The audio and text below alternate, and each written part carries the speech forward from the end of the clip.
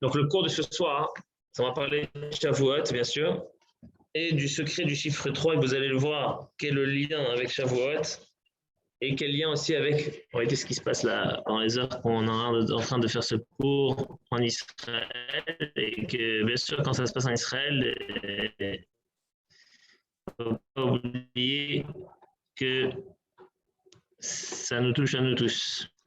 Ça nous touche à nous tous. Nous attachons que ce cours-là, il soit aussi pour la guérison de tous les malades d'Israël et que pour la protection du peuple juif, que il ait pitié de nous et que tout se passe bien. Mais attachés, mais qu'on se retrouve dans les joies et dans la sérénité. Donc, c'est quoi le moment le plus important dans la vie d'un homme? Que avant ce moment-là, c'est une personne 1, la même personne, hein. Et 2 minutes après, ou un moment après, un instant après, la personne elle se considère comme elle devient une autre personne. Non, je parle dans l'esprit, dans le travail de l'homme, dans la vie d'un homme. C'est quoi le moment qu'un homme il change, il sent qu'il est une autre personne, qu'il a le bonheur, que maintenant il est bien, il est parfait. Hein? Non. Tout ça, c'est des moments importants, oui. Ça, c'est des moments importants. Mais le moment, une sensation la plus importante, la sensation importante dans la vie d'un homme qui fait qu'un homme, hein, quand il sent que sa vie elle a un sens, quand il sent qu'il est important, quand il sent qu'il est venu faire quelque chose dans ce monde, il sait quel est son rôle. Ça, c'est le moment le plus important dans la vie d'un homme. C'est le moment, comment ça s'appelle en hébreu, c'est le bonheur, Osher. Quand vous prenez le mot Osher, c'est comme, ça vient des mêmes lettres que Ishur. C'est quoi une Ishur? Une confirmation. Ça veut dire qu'un homme, quand il sent qu'il y a un sens à sa vie, c'est-à-dire que son extérieur, ce qu'il fait à l'extérieur et son intérieur, ils sont en phase l'un avec l'autre, c'est le bonheur. Ça, c'est quand un homme, il sent que sa vie, elle a un sens, qu'il est là pour quelque chose, il en a besoin de lui. D'accord? Pourquoi je dis ça? Parce que cette semaine, donc la semaine qui vient, un événement cette année exceptionnel, plus que les autres années. Parce que cette année, Shavuot, c'est 3333 ans depuis qu'on a reçu la Torah. 4 fois 3. 4 fois 3. Cette année, Rosh Shavuot, ça fait pile, parce qu'on a reçu la Torah à quelle année depuis la création du monde? En 2448 et on est en 5781. D'accord? Donc ça fait 3333 ans qu'on a reçu la Torah. Donc c'est un événement exceptionnel. Pourquoi c'est un événement exceptionnel? Parce que toutes les nations, tous les peuples avec qui on a eu affaire, ceux qui nous ont fait les guerres, ceux qui n'ont pas voulu nous faire entrer en Eretz Israël, les 7 nations, et Ammon, et Moab, et les Grecs, et les Romains, et les Turcs, et les Anglais, et les Allemands, etc. Et on est toujours là. Tous ceux qui ont essayé de nous faire quoi? On est toujours là. Enfin, normalement, on aurait dû depuis longtemps être effacés de la carte. Tous ceux que du matin au soir, ils pensent. Comme ma femme disait, mais je crois, comment ils ont autant de missiles là-bas, le Hamas? Toute leur vie, toute la journée, ils font que ça. Ils se lèvent le matin, on va tuer les Juifs, on va les effacer de la carte, on va les renvoyer ici. Toute la journée, ils fabriquent, ils regardent sur Internet. Toute la journée, ils font ça. Et avec tout ça, ou peut-être grâce à tout ça, on est toujours là. Ça, c'est le secret, parce qu'en fin de compte, il y a des civilisations qui ont disparu. Il y a la culture de plein de pays, plein de peuples qui a disparu. Tout disparaît. Des religions qui disparaissent. Mais Am Israël, il est là. Et plus fort que ça, c'est qu'en fin de compte, chaque nation, chaque peuple, il a son atout.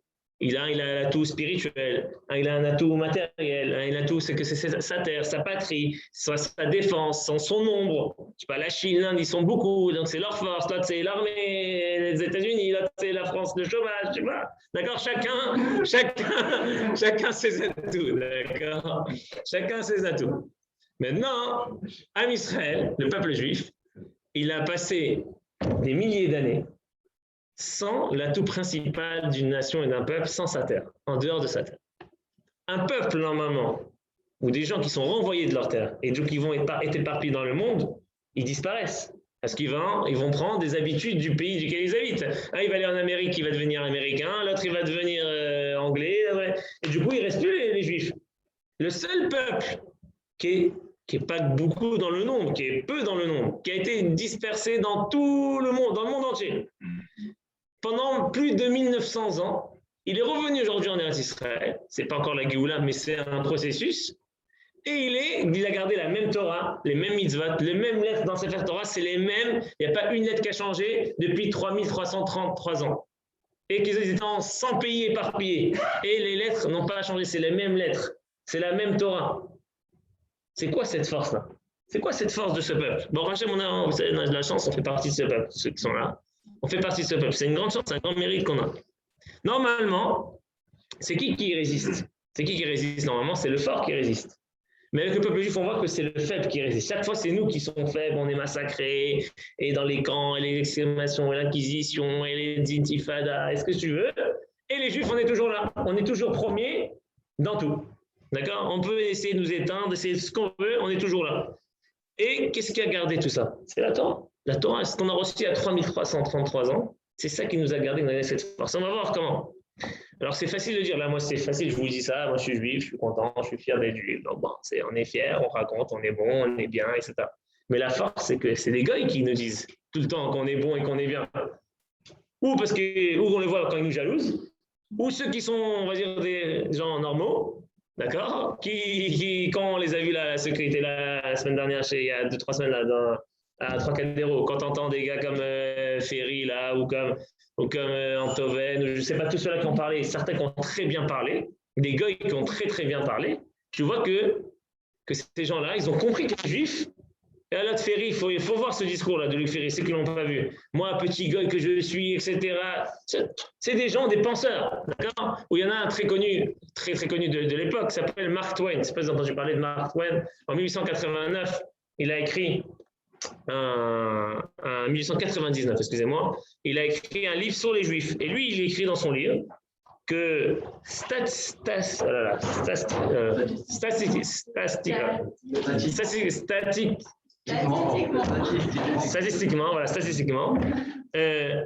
les Juifs, à l'époque, déjà, ils n'étaient même pas 1%, ils étaient tout juste 1% de la race humaine, d'accord? Même pas 1% de l'humanité.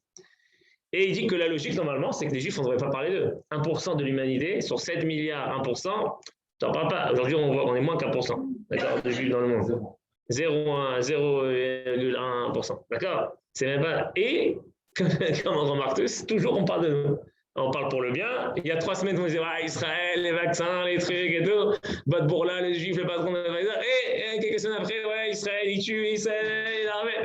Mais tout le temps, on est au centre. Et Israël, les Juifs, Einstein, et les Juifs, les grands savants, et les grands de l'art artistique, c'est des Juifs, et les grands de la musique, c'est des Juifs, et les grands de la médecine, c'est des Juifs, et les grands de la physique, c'est des Juifs. 1% comme ça, normalement, qu'on ne devrait même pas parler, qui a été éparpillé, jeté, écrasé, et il est toujours là. Et toujours, on parle de lui du matin au soir et du soir au matin. En fin de compte, les Grecs, les Romains, tous ceux qui ont essayé de nous éliminer, ils sont aujourd'hui. Les Grecs, il reste Mykonos. Et les Romains, il reste Italie pour aller voir le tourisme. C'est tout, il n'y a rien d'autre. Et nous, le peuple juif, jusqu'aujourd'hui, beaucoup, bien ils peuvent dire ce qu'ils veulent, ils nous jalousent parce qu'ils savent qu'on est le peuple de la sagesse, qu'on est le peuple de l'intelligence, qu'on est un peuple uni, même qu'on se dispute tout le temps, mais en fin de compte, on est unis quand il y a un petit problème, on s'unit tous. Donc, il y a cette jalousie-là. Et en fin de compte, pourquoi je vous dis tout ça? Je vous dis juste, je précise, c'est un shiur que j'ai pris en partie du Rav Braverman, d'un certain Rav Shapira et du Rav Shneur Ashkenazi. Je vous dis que qui j'ai pris ce shiur, j'ai tapé un peu de partout comme ça pour construire quelque chose. Et donc, on dit quoi? On dit que, en fin de compte, nous, on parle de miracles. On fait des fêtes pour des miracles. Pessah, c'est une fête d'un miracle, c'est la sortie d'Égypte, on a été libérés de l'esclavage. Sukkot, on était dans le désert, des ennemis, etc., des nuées qui nous protègent. Purim, on a voulu les exterminer. Hanouka, nous a vu dans la Torah. Et on fait des grandes fêtes depuis des milliers d'années, des matzot et des Sukkot et de l'allumage de bougies et des festins et des choses de Megillah, d'accord? Mais en fin de compte, le plus grand miracle de toutes les époques, de toutes les générations, c'est quoi? C'est notre existence. C'est sûr, le plus grand miracle. Les miracles de Pessah, c'est une semaine. Il y a eu un miracle, pendant une semaine, on est sorti d'Égypte, la mer est ouverte. Bon, on se rappelle encore une semaine. Sukkot, c'est encore une semaine. Purim, ça a duré 9 ans. D'accord? Hanouka, ça a duré quelques années aussi. Et on fête encore aujourd'hui. Mais le miracle, qui est un miracle qui s'appelle éternel, c'est qu'on est toujours là. Et qu'on était là toutes ces années-là. Et qu'on est toujours le peuple de la Torah, de la sagesse. Ça, c'est le plus grand miracle. Enfin, quand nous, on veut voir aujourd'hui des grands miracles. Alors c'est vrai qu'il y a des miracles. On peut dire que c'est la sagesse des Juifs, mais le truc aujourd'hui en Israël, à Kivat Barzel, un truc, c'est que les missiles, il sait faire le tri de celui-là qui va tomber là-bas, que l'autre il va tomber là-bas, que celui-là il va tomber dans cette maison, il va arriver dans cette ville, il arrive à... Ça, c'est des miracles. Et qu'il y a un vaccin en 6 mois, tout ça, c'est des miracles. Mais ce n'est pas des miracles grandioses comme une mère qui s'ouvre, c'est différent. Mais plus grand que ce miracle-là, c'est le miracle de l'existence du peuple juif, du peuple de la Torah et de la partie de la Torah dans le peuple juif. Que ça, avec tout ce qu'on nous a fait, c'est comme si vous allez fêter, vous fêtez des anniversaires à vos parents, à vos grands-parents, 70 ans, 80 ans, 90 ans. Vous avez votre grand-père, il a 121 ans. On lui fête l'anniversaire de 121 ans. C'est plus un anniversaire naturel, c'est un anniversaire éternel. Il a passé le cap, lui, il est déjà dans un... Il a commencé un nouveau chemin, lui, il est passé à autre chose, d'accord? Et bien nous, en fin de compte, 3333 ans, plus, mais ça fait 3333 ans qu'on est le peuple juif, l'existence du peuple juif, c'est le plus grand des miracles. Le plus grand des miracles. Et donc, pourquoi c'est si important que ça? Et quel rapport avec la question que je vous ai posée au début, quel est le moment le plus important dans la vie d'un homme, c'est qu'il sent son sens? C'est que quand quelqu'un est ici, il y a des salariés, quand on vous met un CDI par exemple, on vous garde, même qu'il y a des licenciements, comme il va y avoir bientôt, comme il y en a déjà, d'accord? Et on vous garde. Ça veut dire que quoi? Quand on licencie plein de monde et on vous garde, c'est quoi? Que vous êtes important pour la boîte, ils ont besoin de vous. Les autres, ils n'ont pas besoin d'eux, mais vous, on a besoin de vous. Ça veut dire, donc, et quand le peuple juif, il est là, depuis 3333 ans, c'est que le monde, il a besoin de nous. Sinon, on ne serait plus là. La preuve que les Grecs, ils restent Mykonos, d'accord? Donc, il y a quoi? Il y a quoi? C'est-à-dire que ceux qu'on a besoin d'eux, qui a un sens à leur existence, ils sont là. Ceux qui a plus de sens à leur existence, ils n'ont plus rien à faire sur Terre. Et donc, ils sont éliminés. On les voit plus, on n'en parle plus d'eux. Peut-être qu'ils existent. En Islande, qui c'est qui part de l'Islande à part aller faire des motos à neige, d'accord? Il y a des pays, il y en a des pays où ils sont 15, 20 millions, on ne parle pas d'eux. Et les Juifs, on parle tout le temps. Pourquoi on parle tout le temps? Parce que justement, le monde, il a besoin de nous. Pourquoi le monde, il a besoin? Parce que le monde, il tient sur nous. Pourquoi le monde, il tient sur nous? Parce que le monde, il a été créé à partir de la Torah. Dieu, on en a parlé 10 fois, mais je répète, il faut répéter ces idées-là. Cette idée-là, qui est une idée importante, que quand quelqu'un il vient construire un immeuble, il met des plans. Il a besoin de plans pour construire. Il ne va pas construire comme ils construisent à Gaza, ça sert à rien, parce qu'un petit missile, tout tombe, ça c'est d'accord. Donc il construit avec des plans. Même là-bas, ils ont des plans, mais bon, c'est des plans pas... Les architectes là-bas, ils ne doivent pas être grands, ils n'ont pas la forma. Mais en tout cas, quand quelqu'un veut construire quelque chose de solide, il faut des bons plans, il faut un bon architecte. Donc il a fait les plans du monde qu'il a construit. Et c'est quoi ces plans? C'est la Torah. La Torah, c'est les plans de la création du monde. Et donc, nous qui suivons cette Torah-là, qui vivons cette Torah-là, en fin de compte, si on n'est pas là pour l'appliquer, la Torah, pour réaliser ce projet, le monde, il s'écroule, il ne tient pas. Il dit, Imlo Briti Yomam Vala. Là, Dieu, il dit, Imlo Briti Yomam Vala. S'il n'y a pas mon alliance nuit et jour, l'alliance de la Torah, les lois naturelles du ciel et de la terre, je n'ai pas mis. Donc, Dieu, il annule les lois naturelles. Il y a des choses qui se passent qui sont contre la nature, parce que je vois il dit la nature, elle est quand il y a le peuple juif qui étudie la Torah. Donc en fin de compte, conclusion de ce qu'on vient de dire là, c'est que le monde, il ne tient pas sans nous. Ça veut dire qu'on a tous les juifs et les juives dans ce monde, on a un rôle hyper important. Et ça doit nous donner une fierté. On ne doit pas se rabaisser à frapper un arabe parce qu'il nous a frappé. On doit se défendre. Mais d'aller le frapper, on ne doit pas aller, c'est rien, c'est un âne. D'accord? Non, c'est vrai. Ishmael, c'est clairement, c'est Amadam El Khamar. C'est un homme, mais il se comporte comme un âne, c'est des animaux. C'est vrai on a qu'à voir comment ils se comportent. Nous, on ne doit pas descendre à ce niveau-là. Nous, le monde, il tient sur nous. Nous, c'est le sens du monde. Il n'y a pas nous, il n'y a pas le monde. Il n'y a pas ceux qui étudient la Torah, qui respectent la Torah et les autres, il n'y a pas le monde. Donc, est-ce qu'on va se rabaisser à descendre à leur truc? On doit se défendre, oui, mais on ne se rabaisse pas à leur niveau. D'accord? Non, justement, ça, c'est pour rentrer un peu dans le sujet. Je vais parler de 2 idées. Première idée, c'est que la meilleure préparation, parce qu'on va recevoir la Torah là, c'est que quand on reçoit quelque chose d'aussi important, un cadeau comme ça, il faut se préparer. Tu peux recevoir un cadeau sans préparation. Si tu n'es pas préparé, si c'est un très beau cadeau, bon, ça fait plaisir. Mais des fois même un très beau cadeau, s'il n'y a pas une bonne préparation, c'est pas la même chose. Pourquoi c'est pas la même chose? Moi je veux dire, quand je donne à mes enfants un cadeau et que j'ai pas, moi je sais, je sais pas si c'est comme ça chez vous, quand il y en a, vous essayez de gratter au maximum, non? Tu te comportes bien, et tu auras un cadeau, et tu auras un cadeau. Donc quand le cadeau il arrive, ils sont très contents. Si tu leur fais une surprise, Bon, c'est sympa la cerise, mais ils ne s'attendaient pas tellement au cadeau. Donc pour bien avoir la valeur du cadeau, il faut se préparer. Il y a une préparation.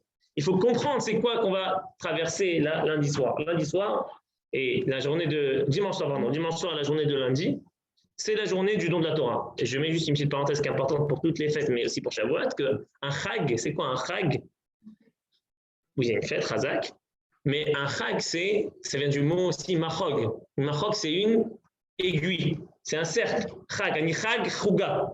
Et Choni Améagel, il a fait un igoul, il est des chag igoul. C'est un cercle. Un cercle.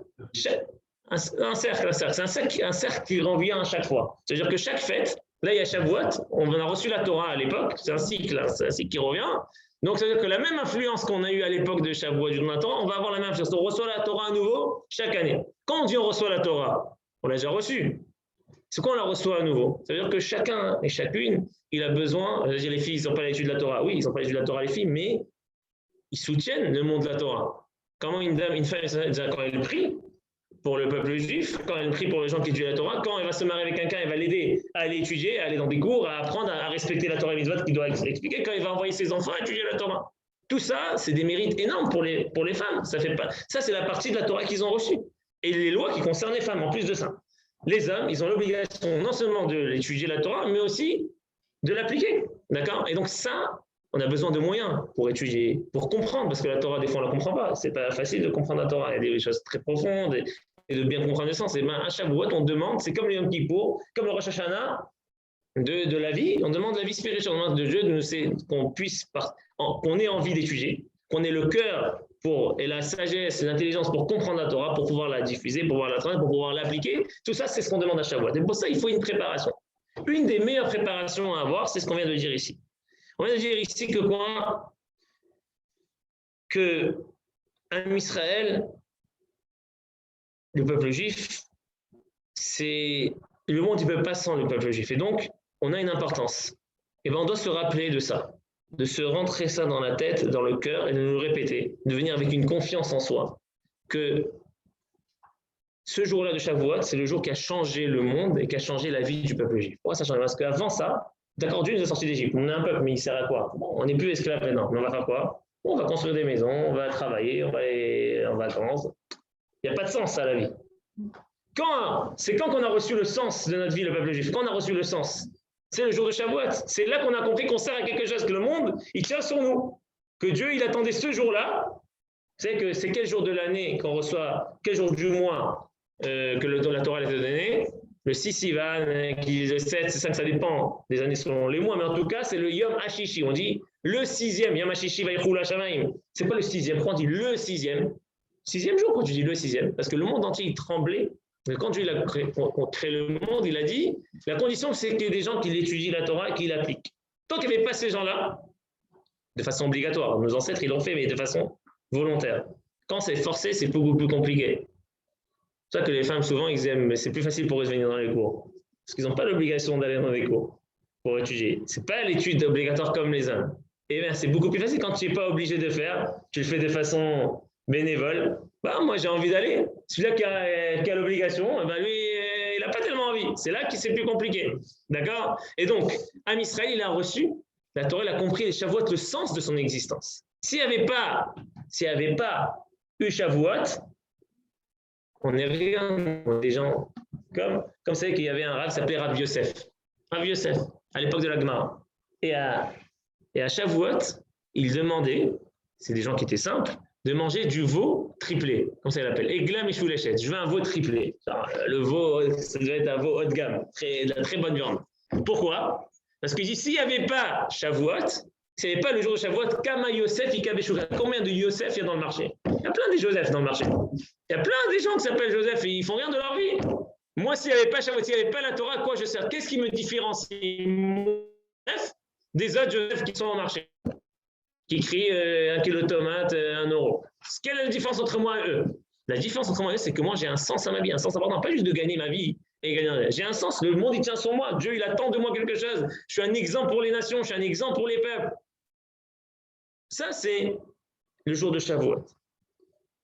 Donc, avant de parler du chiffre 3, je vais faire quand même un lien avec la paracha de cette semaine. Cette semaine, on va lire la paracha de Bamidbar.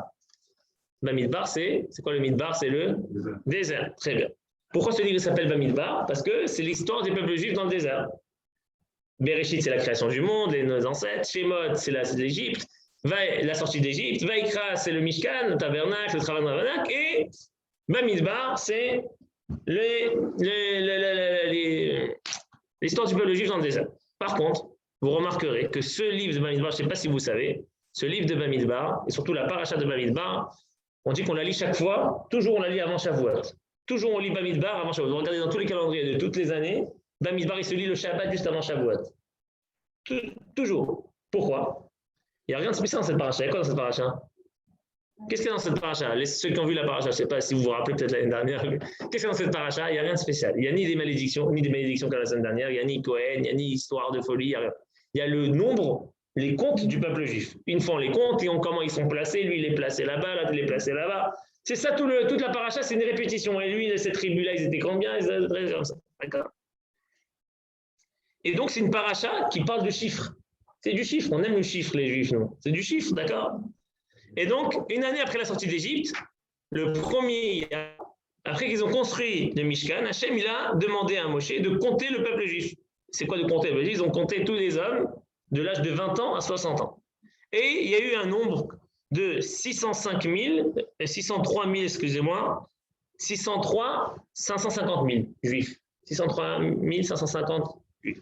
D'accord? 150 000 juifs. Non, je dis 603 550, ok? C'est d'hommes de 20 ans à 60 ans. Quelques mois après, encore une fois, dans Bamidbar, Hachem dit à Moshe, contre les enfants d'Israël, encore une fois. Et il sort le même nombre. Dans la même année, ça n'a pas monté, ça n'a pas évolué, il y a eu des nouvelles naissances, etc. Mais c'est resté le même nombre sur la même année. Je dirais, à quoi ça sert? Pourquoi tu les comptes à chaque fois? Pourquoi tu comptes les juifs à chaque fois? On sait en plus que c'est pas bien de compter. On dit c'est pas bien, la Ainara, etc. Il y en a qui disent qu'Israël, ils ont tout ce qu'ils sont parce qu'on leur a tellement mis l'œil avec les vaccins, c'est qu'ils sont tapés des... Mais nous, on n'aime pas compter. Faut pas, les juifs, on n'aime pas, faut pas compter, ne compte pas, etc. D'accord? Donc là, il te dit, il faut compter. Et Dieu, non seulement, il dit à Moshe de compter 2 fois. Il n'y a même pas un an, il a compté, il recompte. Et en plus, c'est le même nombre. Quel intérêt de compter? Surtout que dans la Gemara, il y a écrit que Chumash Bamidbar, le livre de Bamidbar, il s'appelle Sefer HaPekoudim. Et vous voyez, quand il s'appelle le livre en français, vous allez regarder dans les Chumash traduits en français, il s'appelle comment ce livre de Bamidbar? Les nombres. Il ne s'appelle pas Bamidbar, il ne s'appelle pas le désert. On lui a donné un autre nom, parce que dans le Talmud, on appelle ce livre les nombres. Parce que plusieurs fois, on va compter les Juifs dans ce livre. Mais pourquoi tu comptes? Quel est ton intérêt de compter? Pourquoi c'est si important de compter? En plus, tu donnes le livre, tu l'appelles ce nom-là. Alors, il y a une explication de Rashi. Rashi dit une explication très connue, c'est écrit dans tous les Chumashim, c'est traduit, Rashi est traduit presque partout aussi aujourd'hui. C'est quand quelqu'un il a beaucoup d'argent, il cache son argent, ou il gagne un peu, et tout le temps, quand quelqu'un il a beaucoup d'argent, ou des diamants, etc., tout le temps, il va les voir. Il compte les billes et il regarde les diamants, combien il a. Donc Hachem dit tellement il aime le peuple juif, il les compte de temps en temps pour voir combien ils sont, d'aller les compter de chacun, de voir comment il va, etc. Il va à la rencontre. Quand il venait, comment on les comptait? Je ne sais pas, il devait avoir une urne, donc quoi, il devait venir. Donc chaque fois, Dieu il rencontrait, moi je rencontrais les Juifs. Ça, c'est l'explication de Rashi. Mais il y a une autre explication que ramène Rav Shinor Ashkenazi, une très très belle explication du Ramban du Nachmanide. Écoutez cette explication, je vous lis dans les mots parce qu'elle est très belle. C'est 5 mots. Léodi a dit pourquoi Dieu il a compté? Pourquoi Dieu il a demandé à Moshe de compter les Juifs? Léodi a pour annoncer Chasdo Alem, la bonté, les bienfaits d'Hachem sur le peuple juif. C'est quoi la grande bonté? Ils sont descendus en Égypte, ils étaient combien? 70. Et aujourd'hui, à la sortie d'Égypte, ils sont des millions. C'est ça qu'on les compte. Pour voir le miracle. Combien ils étaient au début? 70, ils sont devenus des millions. Une famille qui a fait des millions. Il y a un corps avec ses 2 enfants qui a fait des millions de personnes. Quelques années après, quelques centaines d'années après. C'est ça la raison du compte. C'est ça la raison du compte. Et c'est ça qu'il dit le Chovat Alevavat. Le Chovat Alevavat, il dit comment on peut renforcer notre émouna? Comment on peut renforcer notre foi quand on entend des catastrophes, quand on vit des catastrophes, quand on vit la terreur? Comment on peut renforcer cette émouna? Il dit de l'existence magique du peuple juif. Ils sont descendus 70 en Égypte, ils ont souffert, massacré, esclavage. Normalement, tu es éliminé après l'esclavage. Non, ils sont sortis des millions.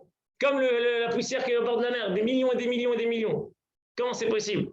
Il dit le Chavot Alevavot, celui qui cherche des grandissimes, des grands miracles comme à l'époque, comme l'ouverture de la mer, etc. Il ne faut pas aller chercher loin. Il faut regarder l'existence du peuple juif. Et si on a compris ça, on voit comment le peuple juif il arrive à tenir parmi les nations. ça doit donner une confiance en nous et d'être fier, la fierté d'avoir reçu la Torah. Et c'est quoi la fierté? C'est qu'on a un sens à notre vie. C'est pour ça que la Torah elle était donnée dans le Har Sinaï, le mont Sinaï. Pourquoi sur un mont? Alors, c'est pas n'importe quel mont, c'est l'histoire des montagnes. Il y en a 2, 3, il y a Tavor, et Arbel, ils ont voulu recevoir la Torah. Dieu l'a dit non, pas vous, vous êtes trop orgueilleux, etc. C'est Har Sinaï, la petite montagne. Mais c'était quand même une montagne, il aurait pu donner sur du plat. Dieu, pourquoi il voulait donner sur une montagne?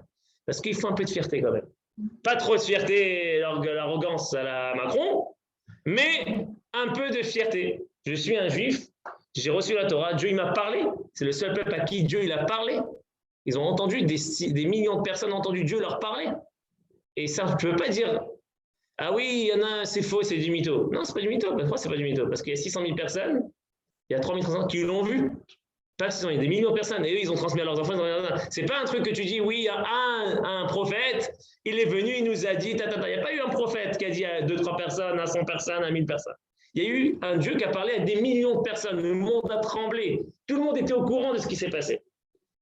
Donc, quand on arrive à Shavuot, que je dis, c'est pas n'importe quel jour, c'est le jour du sens de notre existence. C'est le jour qui donne un sens à notre vie. On sait qu'on sert à quelque chose, on n'est pas n'importe qui. Chaque bonne action que je fais, chaque bienfait que je fais, chaque prière que je fais, chaque étude que je fais, tout ça participe au fait que le monde il continue à avancer, que le monde il est en train d'être réparé. On a parlé du Tikkun Olam, d'accord?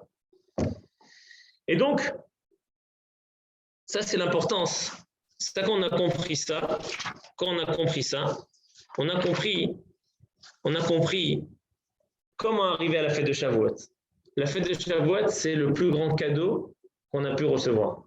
Et vous connaissez, je l'ai dit, je crois, l'année dernière, je ne sais pas si on a dû faire par Zoom ce cours encore à l'époque, qu'il y a quelques années, là, il y a, comment il s'appelle, dans l'émission, là, le soir, le samedi soir,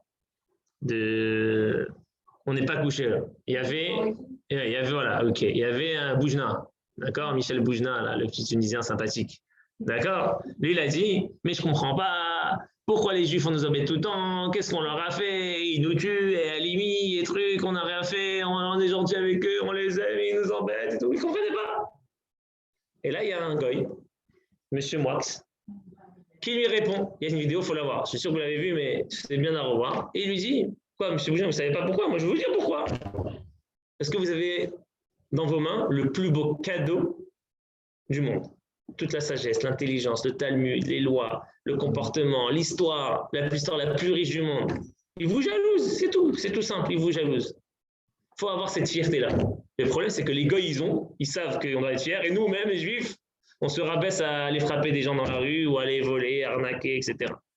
Pas tous les Juifs, bon, jamais, minorité, mais bon, c'est quand même, c'est pas comme ça qu'on devait. On devait être fier, et un homme qui est fier, il se comporte avec fierté. Il ne va pas aller s'amuser avec n'importe qui et descendre dans la rue comme ça pour rien. Donc ça, quand on arrive à Shavuot, on comprend que c'est un moment hyper important. C'est un moment qui donne du sens à notre vie. C'est toute notre histoire. Déjà, on sait que c'est une fête importante. C'est peut-être la fête. Parce que c'est ça qui nous touche le plus. Ce n'est pas que des miracles de l'époque. C'est ce qui fait que dans notre vie de tous les jours, on sent qu'on sert à quelque chose. Et le plus important pour un homme, pourquoi les gens se suicident souvent? Parce qu'ils sentent qu'il n'y a plus personne, ils n'intéressent plus personne. Et plus personne s'intéresse à eux, ils ne s'intéressent plus personne, et ils valent rien. Ils disent, ah, si je ne vaux rien, bon, je me tue, ça sert à rien. Au moins parler de moi, peut-être la mort, peut-être. On va dire, le pauvre, il s'est suicidé, etc. D'accord? Donc, pourquoi c'est important? C'est important de savoir, c'est la base de la vie, c'est d'avoir du sens à sa vie. Celui qui a du sens à sa vie, il se sent bien. Mais des fois, il peut être marié ou pas marié, ou je sais pas, il a l'argent ou il n'a pas l'argent. S'il a du sens, s'il sent qu'il sert à quelque chose, il est là pour quelque chose. On n'a pas besoin de beaucoup, hein, juste qu'on sait qu'on sert, qu'on a emmené, qu'on a rendu service, qu'on a besoin de nous, c'est qu'on est important et que ça donne du goût à notre vie. Ça, c'est le premier point que je voulais partager avec vous. Maintenant, je voulais arriver à parler du chiffre 3 et l'importance que ça a sur notre vie. En fin de compte, c'est magnifique. C'est que la Torah, elle a été donnée au 3e mois de l'année. Parce que dans les mois, dans le calendrier juif des mois, le premier mois de l'année, c'est Nissan, le 2e mois, c'est Iyar, 3e mois, c'est Sivan, le mois qu'on vient de commencer hier, aujourd'hui. D'accord? Je crois que c'est hier, aujourd'hui, le 2 Sivan. Et il y a écrit dans la Torah, le 3e mois, ils sont arrivés dans le désert de Sinaï. Et là, le Or HaChaim HaKadosh, Chaim Ben Atta, un géant, il pose une question magnifique. Il dit, on sait tous que Dieu, il voulait donner sa Torah au peuple juif. D'accord, il voulait donner la Torah dans le monde. Les Juifs, ils l'ont accepté, il la voulait donner. Et on dit, il aimait Dieu, il aimait le peuple juif, il aime le peuple juif, il voulait lui donner sa Torah. Quand quelqu'un, il aime une personne, et il veut lui donner un cadeau, il n'attend pas 3 mois. Il est sorti d'Égypte, donne-leur le premier mois. Pourquoi tu attends le 3e mois? Si tu les aimes vraiment, tu les adores, tu as un beau cadeau à leur donner. Normalement, tu ne te retiens pas de leur donner un cadeau. Tu leur donnes un cadeau tout de suite.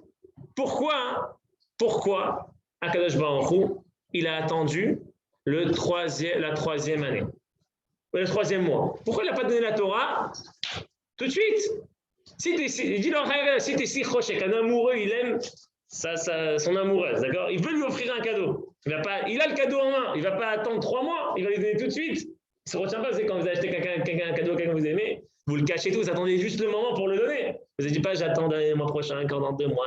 Non, tu donnes tout de suite. Pourquoi Dieu il a attendu le 3e mois de l'année pour donner la Torah? Alors, il y a écrit dans la Gemara.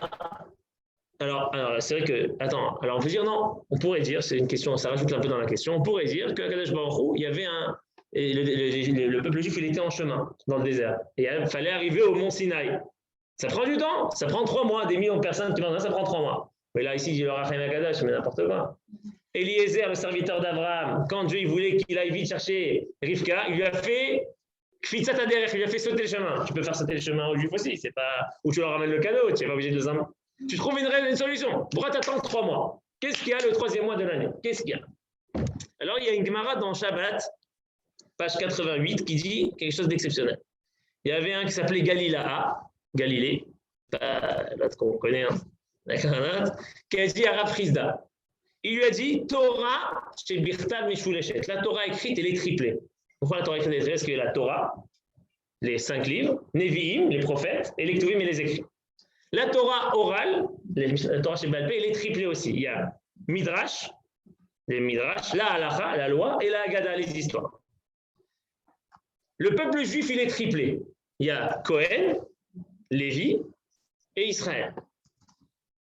La Torah, elle était donnée par un homme qui est le 3e de sa fratrie. Moshe, il avait en grand frère Aaron et Myriam. Elle a été donnée le 3e mois de l'année. Et il a été donné le 3e jour. Il y a écrit Bayom HaShelishi. C'est quoi Bayom HaShelishi? Dieu il a dit à Moshe 3 jours. Pour avant, il faut que les hommes et les femmes ils se séparent. Il faut s'éloigner de la montagne. Là, tu le 3e jour. Pourquoi ça revient tous ces 3? Et surtout, on pose cette question dans l'année où c'est 3333 ans depuis le temps de la Torah.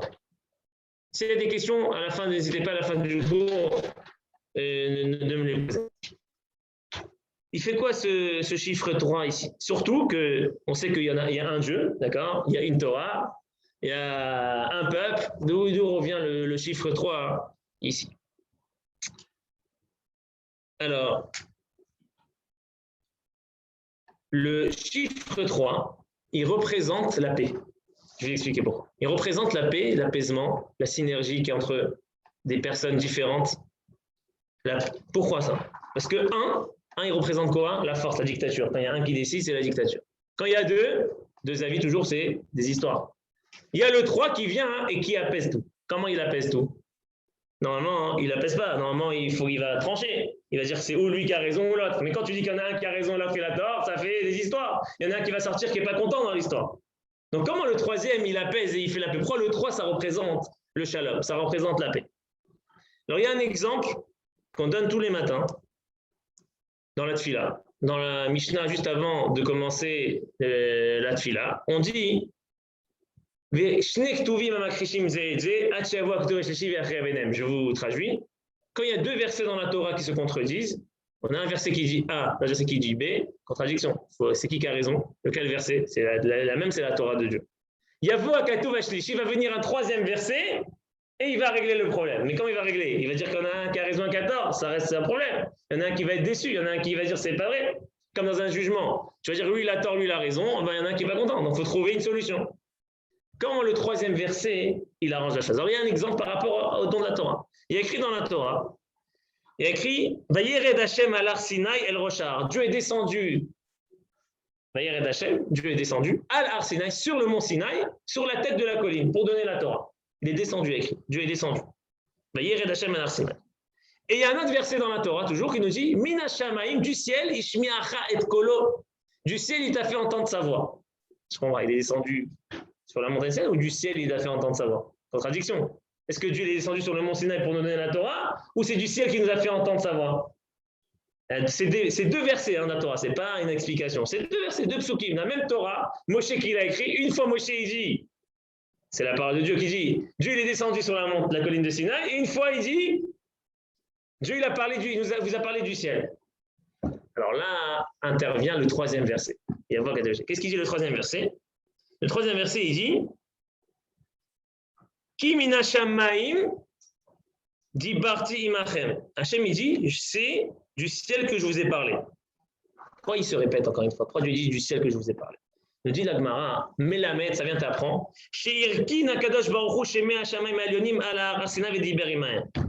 Que Dieu il a fait descendre le ciel sur le mont Sinaï et leur a parlé. Il y a la possibilité de voir l'extrême, il y a la possibilité de voir Dieu il part dans le ciel et donc il n'est pas sur terre du tout, ou Dieu il est sur terre et du coup il n'est plus dans le ciel.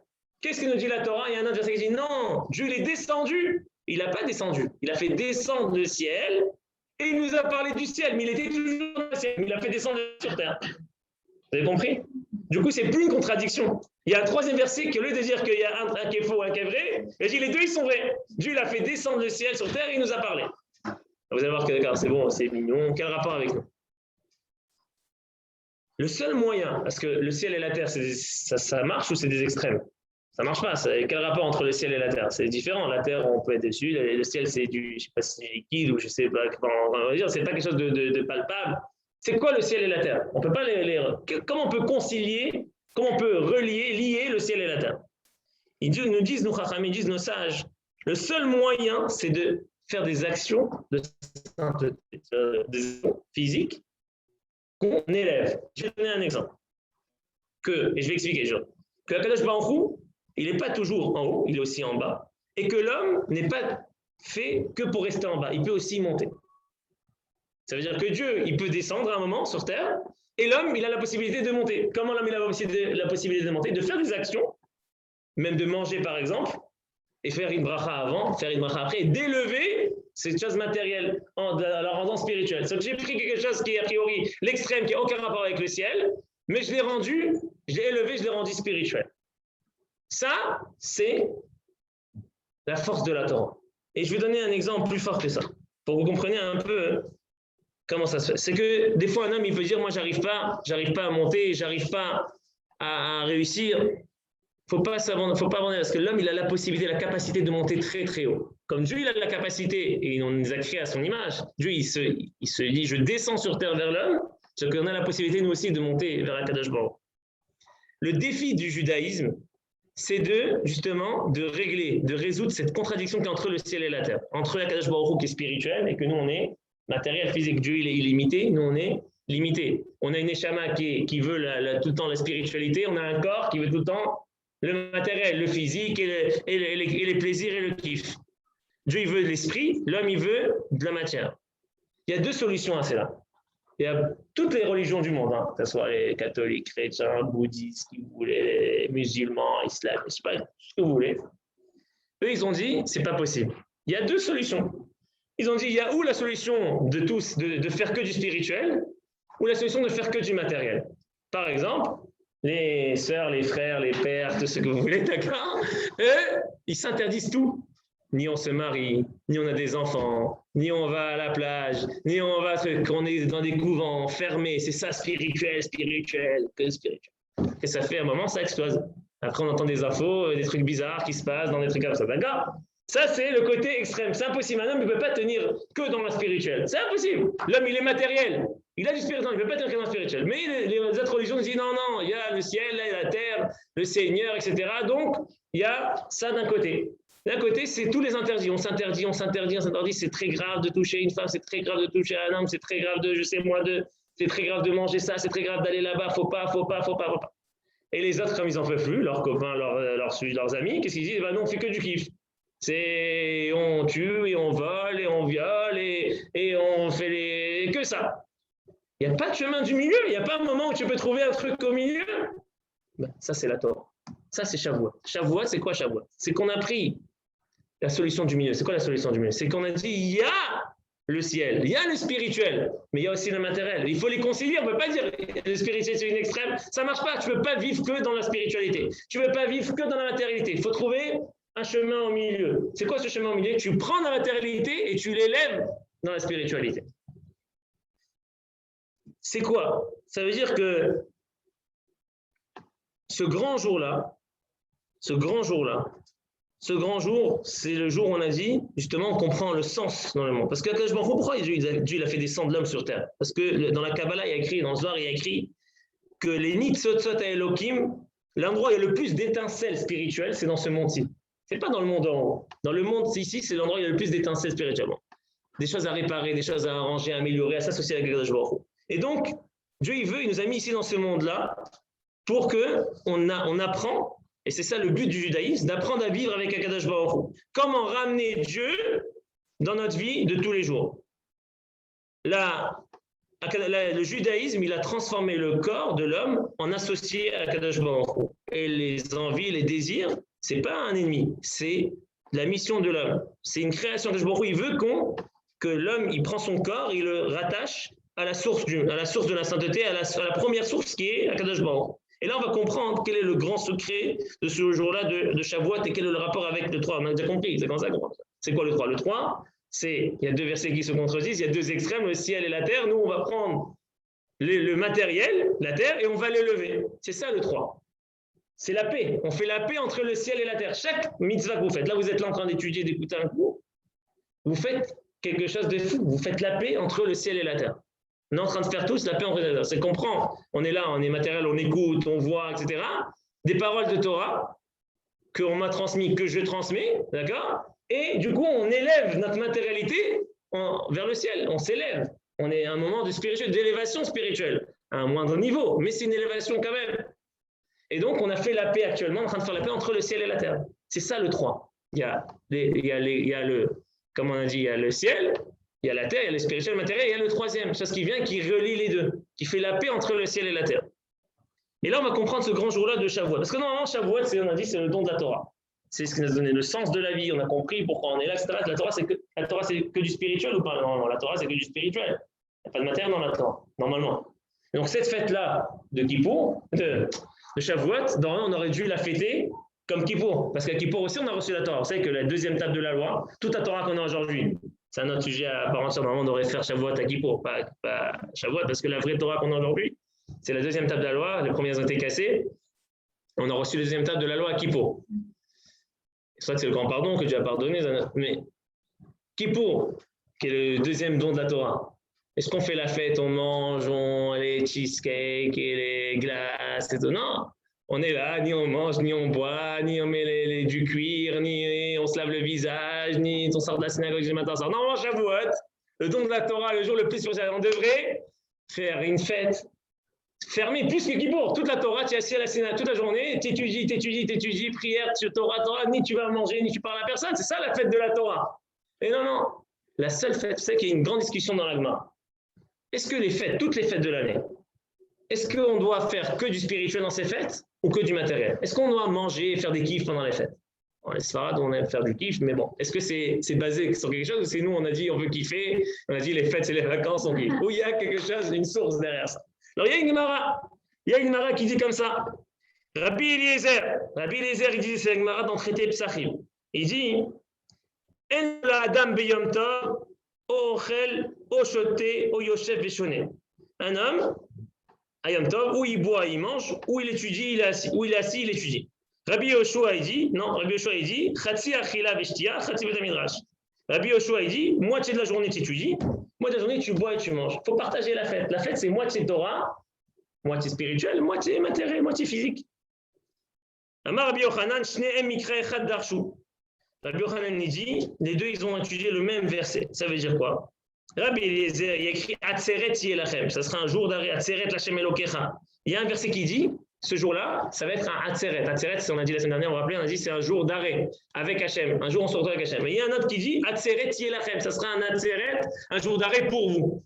Donc pour vous, nous, c'est le kiff. Dieu, c'est le spirituel. Donc c'est Atzeret Lachem ou Atzeret pour vous? C'est un jour de kiff pour nous ou c'est spirituel pour Akadosh Baruch Hu? Et donc là, la Gemara nous dit, ça c'était Rabbi Eliezer ben Orkenus. Rabbi Eliezer, quand lui, qu'est-ce qu'il faisait pendant la fête? Il restait à la synagogue du matin au soir, il ne bougeait pas, il donnait des cours, il donnait des cours. Et quand ses élèves, ils allaient manger, il leur disait, c'est pas bien ce que vous faites. C'est pas bien ce que vous faites. Restez étudier. C'est la fête d'Akadosh Baruch Hu, c'est un jour important aujourd'hui. Il ne faut pas sortir. Rabbi Yochanan ben Zakkai, il lui dit, non, Rabbi Yochanan ben Zakkai, il n'était pas d'accord avec lui. Mais cette marloquette-là, donc il y a une grande discussion. Est-ce que les fêtes, toutes les fêtes, Rosh Hashanah, Sukkot, Pessah, toutes ces fêtes-là, est-ce que c'est une fête qui est que pour Dieu ou que pour l'homme ou moitié-moitié?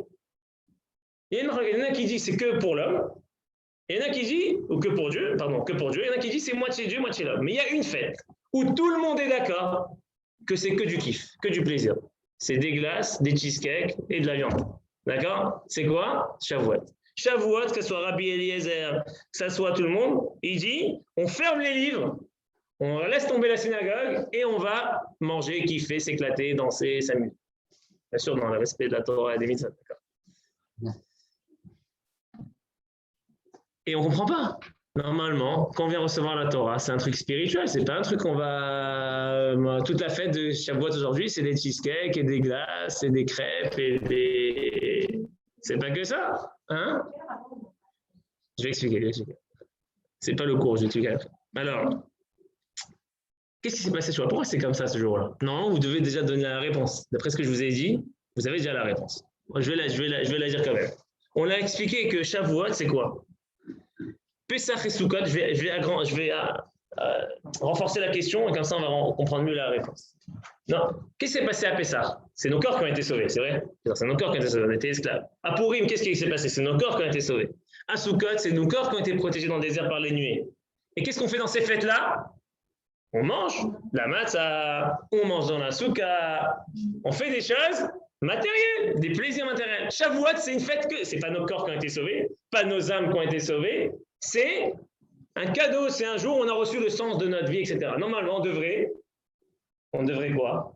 On devrait faire une fête spirituelle. Pessah, tu as sauvé ton corps, tu fais une fête matérielle, physique, matzah, keila avec des petits pois, et psouki, et je sais pas, chacun il mange le côte d'agneau et le côte de... Ça, c'est Pessah, d'accord? Tu as été sauvé. Purim, grand festin, etc. Hanouka, les bénis, je sais pas, Sukkot, tu manges dehors, il fait beau, des grands repas. Ça, ton corps, il a été sauvé matériellement, tu fais une fête matérielle. Mais Shavuot, c'est une fête spirituelle. Il y a la Torah, il n'y a rien de matériel, il n'y a pas nos corps, il n'y a rien. Pourquoi tu ne fais pas une fête spirituelle, comme Kippour? Tu étudies toute la journée, tu fais de fila, etc. Les femmes à la maison, ils disaient Tehillim. Pourquoi on fait l'ambiance? Pourquoi on fait que du kiff ce jour-là? Alors là, on revient à l'idée du 3. C'est quoi l'idée du 3? Le don de la Torah, ce n'est pas pour nous donner la Torah pour qu'elle soit à la synagogue. C'est quoi Shavuot? La Torah, nos ancêtres Abraham, Isaac, Jacob, ils ont reçu déjà la Torah. Dieu leur a donné la Torah. Mais nous, Dieu, il veut qu'on prenne la Torah et on la met dans notre quotidien. Dans notre vie de tous les jours, quand je mange, quand je bois, je sais qu'il y a la Torah dit tu fais la bracha avant, tu fais la bracha après, il y a une quantité pour manger, une quantité tu te lèves, tu fais Netilata avant. Il y a une règle. On vit avec Akadosh Baruch Hu, on vit avec la Torah tous les jours au quotidien, à chaque instant et instant de notre vie. Ça, c'est Matan Torah. Ça veut dire, c'est quoi? Ça veut dire que la profondeur qu'il y a dans le don de la Torah, c'est de ramener Dieu dans notre vie de tous les jours et de transformer la réalité en sainteté. C'est pour ça qu'un jour, on ne peut pas rester dans la midrash. Si tu restes dans la synagogue à Shavuot, ça veut dire quoi? Que c'est une fête qui est que spirituelle. Tu es allé comme les cathos. Tu fais que du spirituel. D'accord? Pas les très peu de cathos qui font soi-disant que du spirituel. D'accord. Mais c'est ça.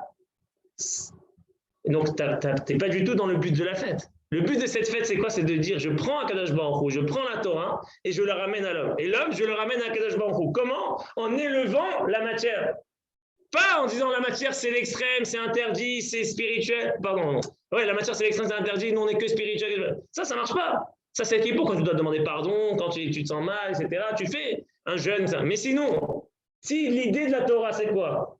C'est de prendre le ciel et la terre, les extrêmes, spirituels, et les unir et faire la paix entre eux. C'est justement qu'est-ce que tu fais quand tu fais? Tu prends un cheesecake et tu fais une belle bracha dessus. Tu remercies Dieu qui t'a donné la possibilité de manger un cheesecake. Tu fais la bracha après. Et là, qu'est-ce que tu as fait? Tu as pris la matière et tu l'as élevée. Tu as fait la paix entre le ciel et la terre en mangeant un cheesecake. C'est pas fou, ça? C'est magnifique. Achetez des bons cheesecakes, faites des belles brachot. Et vous allez voir, là, on fait la fête de Shavuot. C'est pas juste une fête qui est spirituelle. Si la fête, elle est que spirituelle, on va dans l'extrême. La Torah, c'est pas l'extrême. Les extrémistes religieux, orthodoxes, etc. C'est pas l'extrême. Alors, il y en a déjà qui se comportent en extrême, et même qui sont orthodoxes, c'est pas sûr qu'ils font le droit chemin. Pas tout le monde, il fait ce qu'il faut. Même des religieux extrémistes, c'est pas toujours bon. L'extrême, c'est jamais bon. On est tous un peu, quand on est jeune, un peu extrémistes, mais après, vous voyez, même ces grands religieux-là, extrémistes, souvent, quand ils arrivent à 50, 60 ans, ils se pèsent, ils se calment un peu, et c'est pas ça l'idée. L'idée de la Torah, c'est pas l'extrême. L'idée de la Torah, c'est justement de faire la paix. La Torah, c'est la Torah du shalom, la Torah de la paix. C'est vrai que je vous disais tout à l'heure qu'on a commencé avec ce qui se passe en Israël. Nous, les Juifs, on n'a jamais frappé des gens, massacré des gens, insulté des gens. Toujours, on nous l'a fait et on acceptait, parce qu'en exil, on se défendait, et il faut se défendre, mais d'aller et se mettre à leur niveau, et qui n'ont aucune fierté, qui n'ont rien du tout. Eux, ils n'ont pas de sens à leur vie. Et c'est métro, boulot, dodo dans les meilleurs des cas. Sinon, c'est métro, c'est boulot, envoie des missiles, et tu frappes ta femme. C'est ça, chez eux. Donc nous, on n'est pas comme ça. Nous, on a, Baruch Hashem, cette fierté d'appartenir à un peuple qui a reçu le cadeau d'être le peuple de Dieu, élu, le peuple élu, qui a la Torah, qui a la responsabilité énorme sur ses épaules que le monde y tient. Ça, c'est notre peuple. Et quand on arrive à Shavuot, on a compris ça, on a compris Shavuot. Et donc, quand on nous dit à Shavuot que normalement, ça doit être une fête très spirituelle, oui, c'est une fête très spirituelle, mais c'est une fête que tu dois mettre la matière dans cette fête. Tu dois manger, tu dois kiffer, boire du vin, manger de la viande. Et des cheesecakes aussi. On va expliquer pourquoi. Mais l'essentiel, c'est de manger de la viande et de boire du vin. Parce que les fêtes, la fête de Shavuot, un Yom Tov, une fête, c'est la viande et le vin. L'essentiel, c'est pas les cheesecakes. Ça, on va expliquer pourquoi. C'est un minac, c'est sympathique. Mais c'est pas la raison. Il faut se réjouir. On se réjouit avec de la viande et du vin. C'est une obligation, un Yom Tov, de Shavuot, et tous les Yom Tov, Sukkot, Pessah, de boire du vin et de manger de la viande. Même celui-là qui n'aime pas, il se force un peu. Non, c'est pas vrai, il ne faut pas se faire souffrir. Mais il faut kiffer. Je termine, il nous reste 3 minutes. Donc, j'arrive à la conclusion. Pour conclure un peu tout ça, là, le but des mitzvot, le but de la Torah, c'est de réparer le corps, d'élever le corps. Et donc, c'est pour ça que la Torah nous a dit que Shabbat et Yom Tov, c'est des jours qui doivent être des jours de plaisir. Mais pas que la Neshama doit avoir du plaisir. Si c'est que la Neshama qui a du plaisir, qu'est-ce qui se passe à un moment? Le corps, il explose. Il dit, attends, que toi, tu prends du plaisir et moi, je ne prends pas. Il n'est pas bon. Le corps, il va mal se sentir. Il va dire, attends, c'est quoi? C'est ça la religion? C'est vrai, je vais tout lâcher. Je vais aller avec des... je sais pas quoi. D'accord? Et d'un autre côté, si tu fais que du plaisir et du matériel, la Neshama dit, mais moi, je veux la Torah, je veux la spirituelle, tu fais que du matériel. C'est pas bon. Donc, ça va faire la guerre. Et l'homme, il est tout le temps dans ce combat-là. L'homme, il doit faire la paix entre sa neshama et son corps. Faire la paix entre le ciel et la terre, entre le spirituel et le matériel. Et comment on le fait? Le meilleur moment, c'est pendant la fête. La fête de Shavuot, la fête de la Torah, on prend le 3, le 3e mois de l'année. Alors vous allez me dire, quand ça répondra, poser la question, pourquoi Dieu l'a attendu le 3e mois de l'année et pourquoi il ne leur donne pas tout de suite? S'il voulait tellement leur donner ce cadeau, qu'il a gardé dans ses trésors des années et des années, il aurait dû le donner tout de suite. Parce qu'un cadeau, il faut avoir aussi le bon timing pour le donner. Parce que quand tu donnes un cadeau comme ça, il passe comme ça aussi. Quand tu le donnes avec une préparation, quand tu le donnes au moment, le 3e mois, tu dis mais pourquoi le 3e mois? Pourquoi par quelqu'un qui est le 3e de sa fratrie? Pourquoi le 3e jour? Pourquoi la Torah et la Torah Nevim Tovim? Pourquoi la Torah, la Midrash Haggadah, etc. Pourquoi le peuple juif est Kohen, Lévim, Israélim? On a 3 patriarches. Pourquoi tout ça? Parce que le 3, c'est l'importance. Toute l'idée de la Torah, c'est de faire la paix dans le monde, de faire la paix entre le ciel et la terre, de faire la paix entre l'âme et le corps. C'est ça l'idée de la Torah. C'est ça que ce jour-là, c'est un jour énorme. C'est un jour où justement on prend du plaisir avec du matériel, avec des bons repas, on fait une bonne sieste, on va voir les amis, etc. Mais on n'oublie pas, il faut aussi de la Torah, il faut aussi des mitzvot, de la prière, il faut les deux. Mais l'essentiel, c'est se réjouir, c'est d'élever le matériel, d'élever la matière. Et donc, c'est pour ça... Cette fête-là, c'est, en fin de compte, c'est la fête des on va dire des giborim, des gens qui sont, comment dire, des héros, voilà. Pas des héros, des héros. Des héros. Pourquoi c'est la fête des héros? C'est la fête de ceux qui ont réussi qui réussissent et qui vont réussir aux Hachem à ramener Akadosh Baruch Hu dans leur vie de tous les jours. Par exemple, quand ils sont au travail, ils vont réussir à faire un minyan au travail ou à réussir à faire Shabbat malgré que dans leur boulot on ne veut pas faire Shabbat, de faire du chesed, d'aller aider quelqu'un même si c'est mon ennemi. Même si... Ça, c'est la fête de Shavuot. Parce que la fête de la Torah, c'est pas que interdit. Qu'est-ce qu'ils ont fait les gens? Parce que comme ils ne veulent pas faire la Torah, ça les saoule, c'est trop dur. Qu'est-ce qu'ils disent? Ah, la Torah, c'est extrême, c'est noir, c'est noir, c'est noir. Et ils sont tous noirs, d'accord. En Israël, on les appelle les pingouins, d'accord. Les religieux, on les appelle les pingouins. Ils sont noirs avec du blanc. C'est ça, ils sont voient tout noirs, les religieux, etc. Non, la Torah, c'est du noir sur du blanc. C'est des restrictions, c'est pas du noir sur du... Si c'était vraiment noir la Torah, c'est tout noir. Non, c'est du noir sur du blanc pour que tu voyes bien, que ça soit clair, ce qui est permis, ce qui est interdit. Tout est permis, en vérité, tout est permis dans la Torah. Quand moi je prépare les khatanim, les mariés, ils arrivent tous avec souvent avec des préjugés. Ouais, ça c'est interdit, ça c'est interdit, et ça on m'a dit qu'il faut pas, et ça il faut pas. J'ai dit non, tout est permis, mais il y a des règles. Tout est permis, mais il y a des règles comment faire. Et ces règles-là, ils sont là pour que l'homme il kiffe plus que si tout est permis. Du coup, qu'est-ce qui se passe? Tu kiffes plus, tu es lassé, tu en as marre de tout, tout est permis. Voilà, après, tu vas prendre de la drogue, d'abord tu prends du shit, après tu prends du truc, après tu prends de là, et après tu prends trop et au revoir. D'accord? C'est ça le problème, c'est quand tout est permis, quand tous les trucs, les gens, ils ont perdu tout, ils ne savent plus quoi bien en vaut. Que quand il y a des règles, quand moi je fais maintenant quoi? Je fais un lien, je fais la paix. Pas que entre le ciel et la terre, c'est énorme. Imaginez qu'on fait la paix là, tout le monde entier essaie de faire la paix entre les Israéliens et les Palestiniens depuis 100 ans et ils n'arrivent pas. Nous, tous les jours, on fait la paix, pas entre les Israéliens, entre le ciel et la terre, entre Dieu et l'homme, entre mon âme et mon corps.